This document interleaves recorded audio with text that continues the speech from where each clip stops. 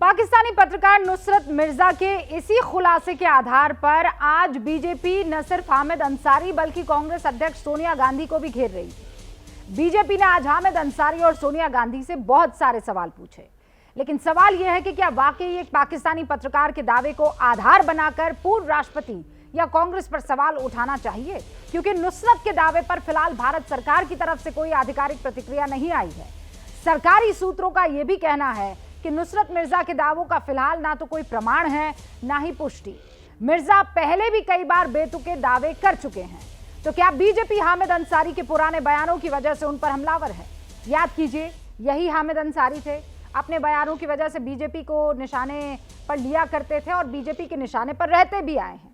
कभी राष्ट्र ध्वज को सलामी ना देने पर वो बीजेपी के निशाने पर आए, हिंदुस्तान की भी, कभी योग दिवस के कार्यक्रम में शामिल ना होकर, कभी देश के मुसलमानों को लेकर अपने बयानों की वजह से बीजेपी के निशाने पर आए, कभी आक्रामक राष्ट्रवाद को कोरोना से भी बड़ी बीमारी बताकर वो सुर्खियों में आए। तो क्या हामिद अंसारी पर बीजेपी का निशाना सियासी है या फिर वाकई यूपीए सरकार के दौरान देश में पाकिस्तानी जासूसी का एक बड़ा जाल फैला हुआ था, जिसका खुलासा आज की तारीख में हो रहा है?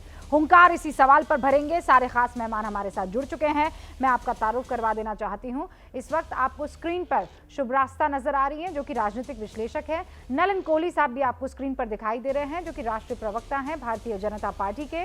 अलका लांबा आपसे कुछ ही देर में जुड़ेंगी, कांग्रेस की राष्ट्रीय प्रवक्ता। हमारे साथ अनुराग भदौरिया भी इस वक्त आपको दिखाई दे रहे हैं, समाजवादी पार्टी के राष्ट्रीय प्रवक्ता हैं, और जनरल के सिन्हा रक्षा विशेषज्ञ के तौर पर हमारे साथ जुड़े हैं। आप सभी का बहुत बहुत स्वागत है। नलिन कोहली साहब, शुरुआत आपसे कर रही हूं। अलका जी आपसे कुछ ही देर में हमारे साथ जुड़ने वाली हैं। गौरव भाटिया ने प्रेस कॉन्फ्रेंस की, बड़े बड़े आरोप लगाए गए हैं, लेकिन इन आरोपों का प्रमाण क्या है? एक पाकिस्तानी पत्रकार पर हमें क्यों भरोसा करना चाहिए? ऐसे पत्रकार जिनको हामिद अंसारी साहब बार बार बुला रहे थे या उनके साथ संपर्क रखना चाहते थे, इस बात को भी नज़रअंदाज नहीं किया जा सकता। भाई 5 बार मिले तो हैं। अब मैं आपको 2 चीज़ें कह देता हूँ। पहली बात कि हामिद अंसारी साहब देश के उपराष्ट्रपति रहे हैं, तो उसका एक सम्मान है। उन्होंने अपने करियर में कई अपने चीज़ें कमाई होंगी, अपना नाम।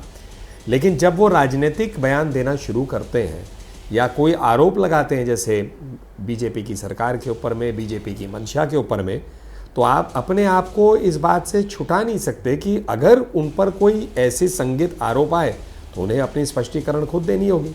उसके बचाव के लिए किसी राजनीतिक दल की ज़रूरत नहीं है। तो वो आकर बताएं कि भाई ये आरोप सही है या गलत है, पूरा अधिकार है उनका।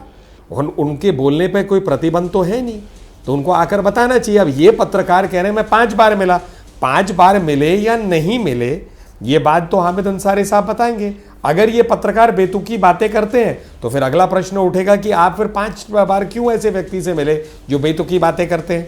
ये पत्रकार कह रहा है मैं आईएसआई को मैंने अपनी बातें बताई, तो अगर आईएसआई को बताई या कोई पत्रकार को आप ही इन्वाइट कर रहे हैं तो फिर आपको फिर जवाब देना पड़ेगा कि आपने बातों में उनसे क्या कहा। अब विषय अलग हो जाएगा। भाई आप बताइए ना कि आपने कोई बात ऐसे बताई जिससे देश को खतरा हो सकती है। भाई संवैधानिक पद है, गरिमा वाली पद है, और इस पद पर ऐसी जानकारी आती जो आपके या मुझे जानकारियां नहीं आएंगी, तो हामिद अंसारी साहब को इस पर स्पष्टीकरण देना चाहिए। उन्होंने अगर गलत नहीं किया, गलत नहीं कहा, गलत इनको नहीं बुलाया, तो सारी चीजें आ जाएंगे और फिर उनका एक बन सकता है कि भाई मैंने अपना स्पष्टीकरण दिया, ये बात बंद हो जाए।